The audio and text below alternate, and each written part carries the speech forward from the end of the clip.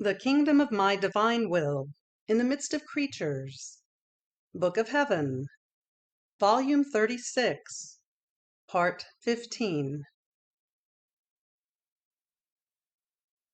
November 6, 1938. One act in the divine will encloses and embraces all. All that the creature has to do is in God. How the human acts find the divine acts. My poor mind feels transported by a supreme force in the sea of the divine will, and no matter how I travel around in it, I can never do it all. Its immensity is such that my littleness cannot see it or embrace it all. And no matter how long I walk, because of its great immensity, I seem to have done only a few steps. So I remained amazed. And my sweet Jesus, surprising me with his short little visit, told me, "My good daughter, my immensity is unreachable. The creature can never embrace it all, and no matter how much we give her of ourselves, she is like little drops compared to our immensity. It is sufficient to say that even one single act of our will is so huge as to surpass all possible imaginable beings. It encloses and embraces everyone and everything. Therefore, when the creature offers her act to be invested by our will, the glory we receive is so great that it occupies the whole creation. The creation, in fact, is without reason, while the act in which the creature lets us operate has the fullness of the human reason, that invested by the divine reason surpasses heaven, sun, and all else. So, if the glory we receive is great, the love we receive in return is almost incredible, and the good that the creature receives is incalculable. As soon as she gives us her act, and we make it ours, all things want to give themselves to her. The sun with its track, the heaven with its immensity, the wind with its power and empire. All things find a place in that act and want to donate themselves, so that their God may be glorified with the fullness of the human reason which they do not possess. Then Jesus was silent, and I was thinking to myself, how is it possible that just upon entering the divine will, our acts acquire such a good? Then Jesus added, "My daughter, this happens in a simple and natural way, because our divine being is very, very simple, as well as our acts. Now, you must know that everything good the creature was supposed to do has been done, formed and fed by our divine volition. One can say that her acts existed, exist, and will exist in it. They are as if lined up in order, each with its place in our will. Even more, they are first formed in us, and then, in time, we deliver them to light. Now, upon entering our will, the soul finds that which is already hers, and we want her to take it. So the human acts find our divine acts, established by us for her. They fling themselves, they transform themselves, kissing and locking themselves inside our divine acts, possessing them already. So the human becomes divine. Since our divine act is great and immense, the human act, so small, feels as if it is dissolving in the divine, as if it is losing its life. But this is not true. The little life exists. The human reason is dissolved in ours, locked in ours, occupied by ours, with great honor for itself, and great glory for us, who gave ourselves to the creature.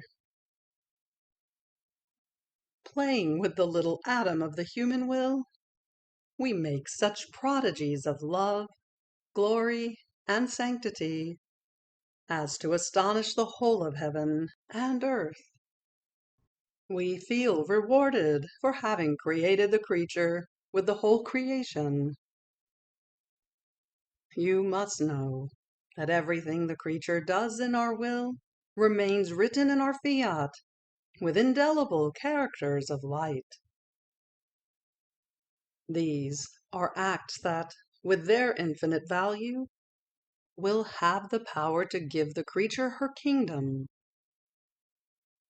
Therefore, we wait for these acts to be performed. They will return so much love and glory to us, and so many graces to the living creatures, as to even up the sides between creator and creature, and let our will reign in the middle of the human family. One act in our will is so great that we can do and give everything. After this he added, "My daughter, as the soul enters my will, she finds all the truths that I manifested to her and that she has learned about my will. When they were revealed to her, she received the seed of each of them, so she feels their possession. Now, as she enters it, she feels those truths within herself, but she also finds them in my fiat.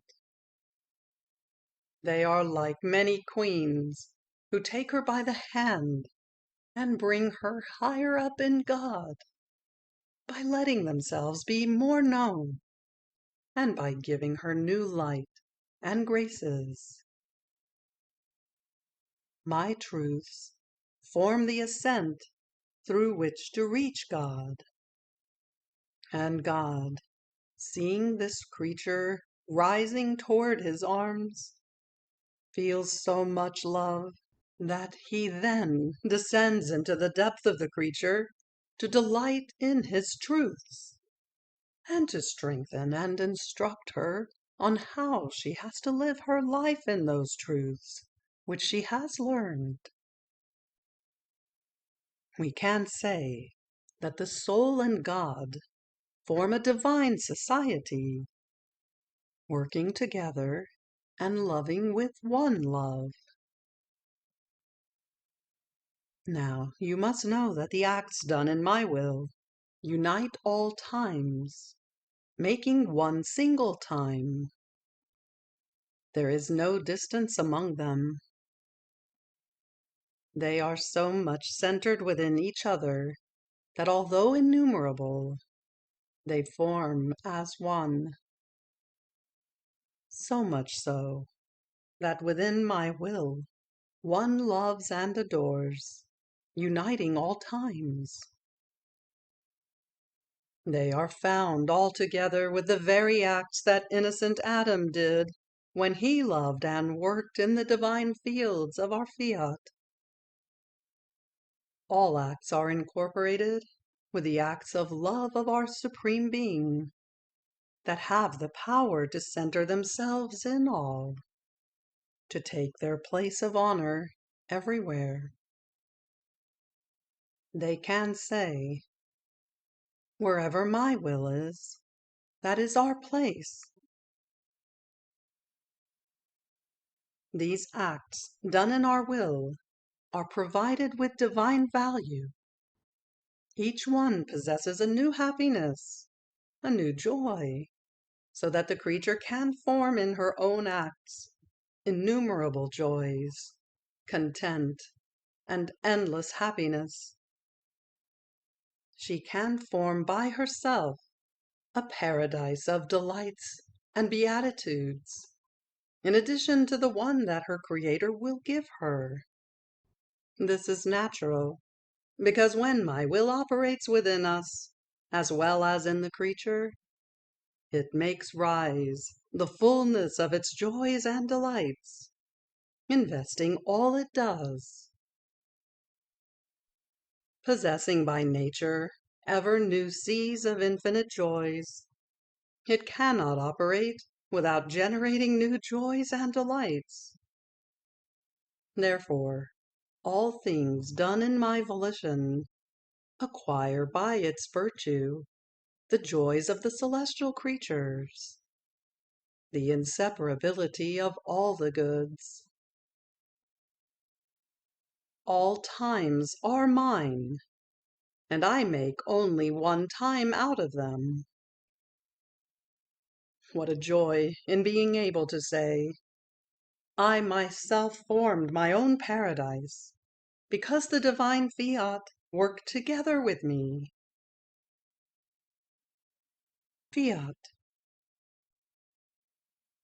November 13th, 1938. How the truths on the divine will shall form the regime, the law, the fierce army. The knowledge will open eyes for the possession of such a good. The seal of the Most Holy Trinity, as a sign to know whether we live in the divine will. My flight in the divine volition continues. I can't do without it. I would feel as if I myself were killing my own soul. Heaven is watching me, and how could I live without my life?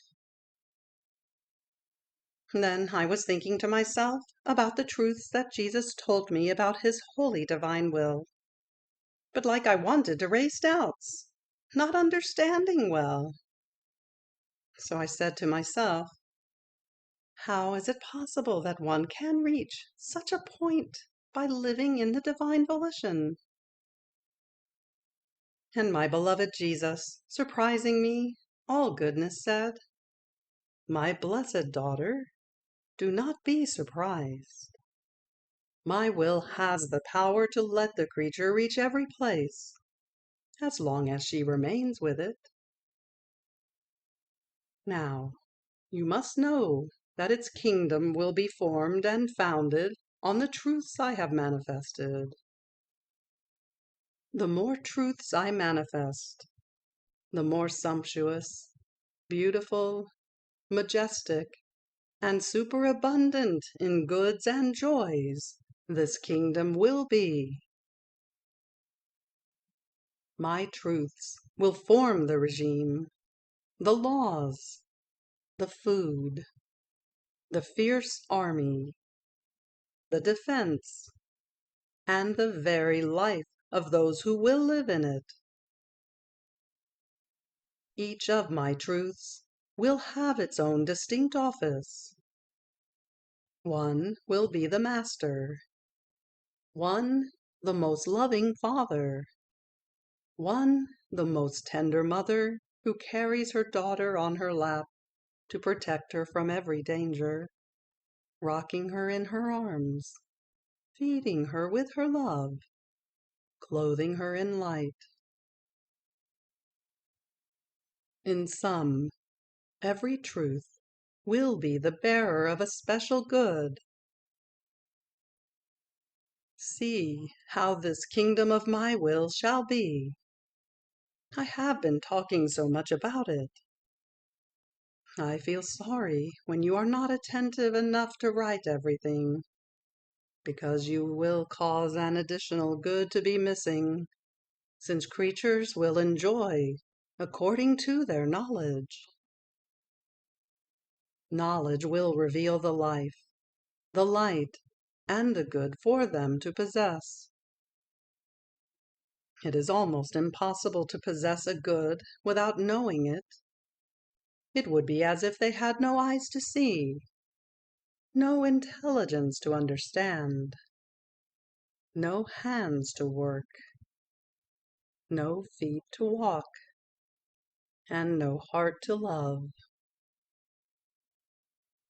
On the other hand, the first thing knowledge does is to give them eyes, to prevent them from being like the poor blind. It lets them look, understand, and desire the good and the life it wants to give them. Furthermore, the knowledge of my truths becomes itself the actor and spectator, transmitting its own life to the creature. Now you must know that the acts done in my will are inseparable, although distinct among themselves, distinct in their sanctity, in their beauty, in love, and in wisdom. They will carry the seal of the Most Holy Trinity. For while the divine persons are distinct among each other, they remain inseparable. One is the will, one the sanctity, one the beauty, and so forth. In the same way, these acts will be inseparable, yet distinct, enclosing within themselves the seal of the Supreme Holy Trinity, one and three, three and one. Even more, these acts will possess it as their own life. They will be the greatest glory for us, and the whole of heaven, in seeing in them our divine lives being multiplied for as many acts performed in our will. Then I was thinking to myself, how can one know whether he is living in the divine will? My sweet Jesus added, "My daughter, it is easy to know it. You must know that, when my fiat reigns in the soul, it keeps its act in continuous operation. It cannot be present and not do something. It is life, and it must breathe, move, palpitate, make itself heard. It must have its primary operating act, so the creature feels its empire and follows its acts almost continuously in the divine will. Therefore, continuation is a sure sign that one lives in it. With this continuation, he feels the need of divine breathing, motion, and attitude. Therefore, if he stops his continuous acts, he feels as though he is missing life, motion, and everything else. Soon he restarts his continuous acts, because he knows that it would cost too much to do otherwise. It would cost him divine life, and one who has possessed it can hardly let it go. Now, what is this action of the creature in the divine will? It is the sequence of my life and of my will in the creature, because only my will has the virtue of being unceasing in its continuous acts. Otherwise, If it could be said so, everyone and everything would remain as if paralyzed and with no life. But this cannot be. Now, the creature does not possess by herself this virtue of operating continuously, but when united with my will, she has the virtue, the strength, the will, and the love to do it. How much she can change things! In fact, the creature who lets herself be carried and possessed by it can make such changes that she no longer recognizes herself, if she even retains a distant memory of her past life. There is also another sign. When my will sees the soul being disposed, it first embalms her will, her pains, with an air of peace. Then it forms its throne. Therefore, one who lives in my will possesses a strength that is never extinguished, a love that does not love anybody, but truly loves all in God. To how many sacrifices she exposes herself for all, and for each one in particular. Poor daughter, she is the true martyr and victim of all. Oh, how many times in seeing her suffering, I look at her with so much tenderness and compassion, and to cheer her up I say, "My daughter, you received my same destiny. Poor daughter, courage, your Jesus loves you more." And in feeling more loved by me, she smiles in the sufferings and abandons herself in my arms. My daughter, to experience, to possess what my will can do, creatures need to be inside of it. Otherwise, they won't understand a thing. Fiat. November 20th, 1938. The soul in waiting for the divine will. The divine will forms the adaptable material for the works of God. The little divine field. I feel the divine will inside and outside of me, surprising me whenever I'm about to do my little actions, or to say my little I love you, to invest them with its light and make them its own. It has such an astonishing, inimitable attention that it's almost incredible. If the creature is not attentive in giving it her little acts, oh, how much it suffers! Oh, how much I too would like to be all attentive, to imitate it by letting nothing escape me, so that we can surprise each other. But as I was thinking of this, my sweet Jesus, visiting my little soul, all love, told me, "My blessed daughter, the soul that wants to live in my will lives in waiting for it.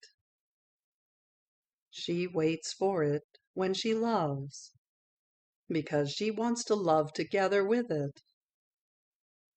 If she operates, she awaits my will, because it wants to be actor and audience. My will is in continuous and anxious expectation of everything the creature does, in order to inhabit her, to be the actor, to make her acts its own.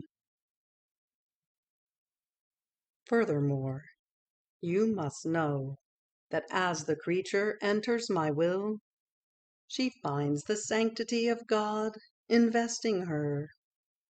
its beauty embellishing her, its love transforming her in God. Its purity makes her so limpid that she no longer recognizes herself.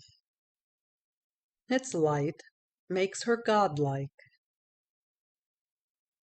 Oh, how the power of my will can change the human destiny! This is why it becomes spectator of the creature, wanting to do its work, which has been prepared from all eternity, and which has to be done for that creature. My will does not want to be repressed in its incessant motion, and it reaches the point of locking the creature within its eternal motion, to be able to receive and to give, and not to suffer in waiting for one to live in its will. It cannot bear not having the creature living closely together with it. If it does not feel the creature within its divine motion and sanctity, its love remains as if arrested and suffocated. Therefore, we keep our little divine field within one who lives in our will. Here we can do our job, while our will provides us with the adaptable material to make the most beautiful works. In fact, when we want to work in the little field of the soul, we expect to find the material of our sanctity, since we would never put our holy hands in the human mud. In order to do our most beautiful works, we want to find our purity, which attracts us, our beauty, which enraptures us, our love, which imposes itself on us to make us work. Only our will can provide these divine materials for our job. Everything is adaptable for us, so we can make such works as to astonish heaven and earth. On the other hand, we are forced to do nothing where our will is not present. We do not find our adaptable materials, and if there is any good, it is only an apparent good, stained by self-esteem, self-glorification, and distorted intentions. We are averse to working in that creature, because we would put in danger our most beautiful works. We make certain first, and then we operate. You must know that in our will, the more she enters into God, the more we extend that little field within our divine womb, the more beautiful the works we can do, and the more we can give of ourselves. Therefore, the creature is always under the increasing action of our divine life. Our love for her is so great that we carry her in our arms, continuously repeating, "We make you in our image and resemblance." We nurture her with our divine breath, with our sanctity, power, and goodness. We look at her, finding our reflection, our wisdom, our enchanting beauty. How could we ever stay without this creature, if we are tied together by our divine attributes?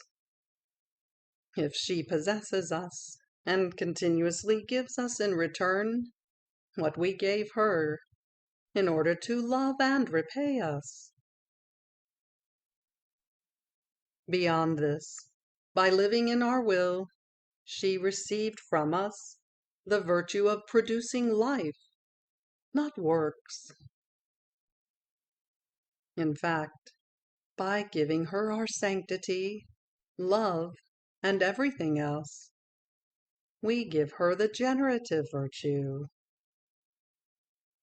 She continuously generates life of sanctity, life of love, life of light, beauty, power, and wisdom, offering it to us.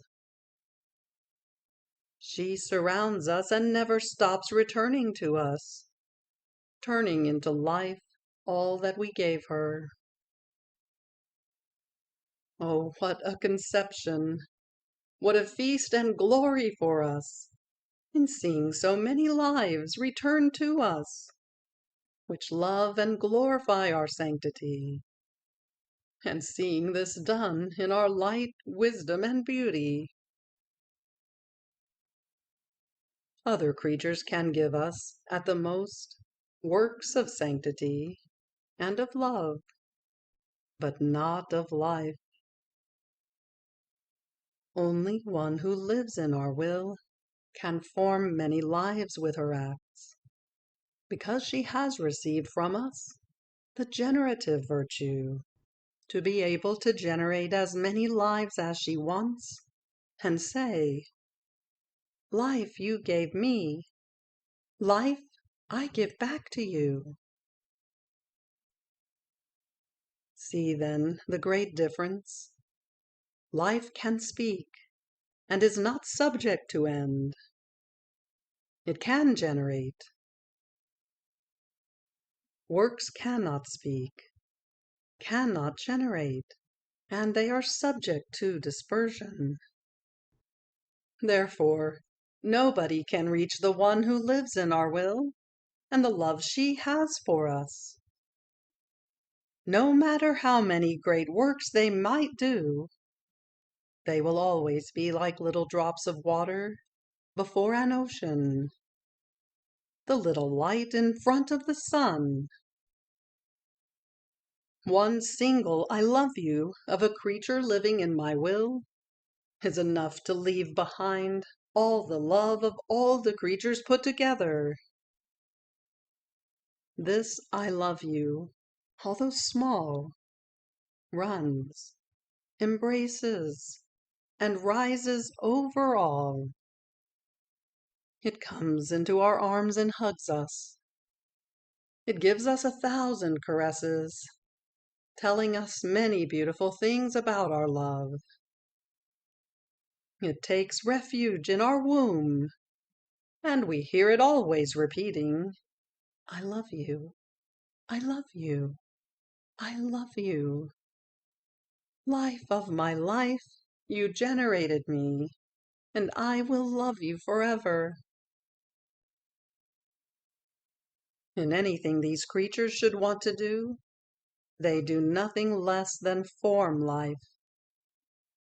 If they perform good and holy acts, by possessing the life of our will, they generate the life of our beauty and the life of our sanctity. Coming into our arms, they tell us the story of our beauty and sanctity. And oh, how many beautiful things they tell us! With how much grace they narrate the extension of our goodness and the height and greatness of our sanctity. They never stop repeating how good and holy we are, and throwing themselves into our divine womb, they penetrate into the most intimate hiding places to get to know even more how good and holy we are. So they keep singing to us again and again how good and holy we are. Oh, how beautiful it is to hear the narration of our divine history from a human will united with our own, whispering to her who her Creator is. In sum, if she wants to glorify us, she generates the life of our glory. If she admires our power, wisdom, and beauty, she feels within herself the life of our divine qualities. She narrates to us how powerful, wise, and beautiful we are. She says, "Life of my life, now that I've known you, I feel the need to talk about you and to narrate your divine story. These lives are the greatest glory for us, our long and inseparable generation, always in motion, always speaking about our Supreme Being. No life waits for another. As one comes, another follows behind, and then another again. They never end. Our happiness is full, the purpose of creation fulfilled, which is having the company of the creature who knows us. And while we delight in her, and she is with us, we make her more and more like us. How could we not love the company of the one who belongs to us? And even more, we love the company of the creature because we are life of her life. This is why our pain was great when Adam, the first one of our sons, descended from within our will to do his own will. Poor Adam, he lost the generative virtue to generate divine lives with his acts. At the most, he could make works, but not lives. When he was united with our will, he possessed that divine virtue so that he could form with his acts as many lives as he wanted.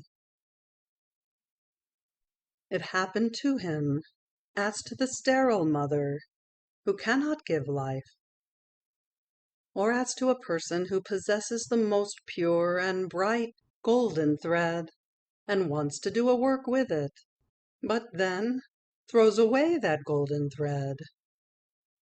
He pushes my will as life away from himself. He has to use the thread of his own will, which is like an iron thread. Poor creature, he could no longer do golden works, works invested by the bright sun of my will. He had to remain doing only works of iron, and if necessary, even works filthy with passions. The destiny of Adam was so reversed that he almost couldn't recognize himself. He went down into the abyss of miseries. The strength and the light were not in his power any more. Before he sinned, our image and resemblance were growing in all his acts. That was a task we assumed in the act of creating him.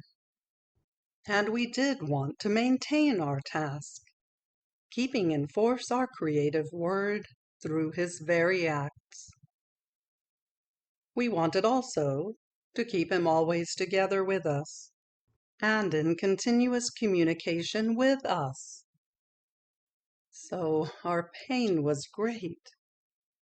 And if we, being all-seeing, had not seen how our will was to reign again as life in the future centuries, like a little balm to our intense suffering, we would have reduced the whole of creation to nothing, not knowing what to do with it when our will no longer reigned.